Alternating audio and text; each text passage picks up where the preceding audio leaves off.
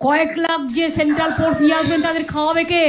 স্কুলের পড়াশোনা তো বন্ধ হয়ে যাবে। ওনার মতো খারাপ মেন্টালিটির মানুষ আমি জীবনে কোনোদিনও দেখিনি, বিশ্বাস করুন, দেখতেও চাই না। ছি, রাজ্যের মুখ্যমন্ত্রীর একই দশা। দেখো, আপনি ভাবুন যে আপনার বাংলারই আপনি কি অবস্থা বানিয়ে রেখেছেন, যে সেনাবাহিনীদের খাওয়ানোর ক্ষমতা আপনার নেই। আমাদের বাংলায় সন্ত্রাস মুক্ত ভোট হোক, সেটা আমরা প্রত্যেকে চাই। আর আপনার এত নিচু মানসিকতা, যাদের জন্য আমরা সুরক্ষিত, যারা নিজেদের জীবনের বাজি রেখে বর্ডার পাহারা দিচ্ছে, তাদের খাওয়ানো নিয়ে আপনি গুরু কুচকাচ্ছেন, কপাল কুচকাচ্ছেন। শুনুন, আমাদের বাংলায় সন্ত্রাস মুক্ত ভোট হোক, আমরা বাংলার মানুষেরা চাই। আর তার জন্য যদি বাংলার মানুষকে নিজেদের বাড়িতে রান্না করে, উনানে রান্না করে খাওয়াতে হয় না, তাও বাংলার মানুষ খাওয়াবে।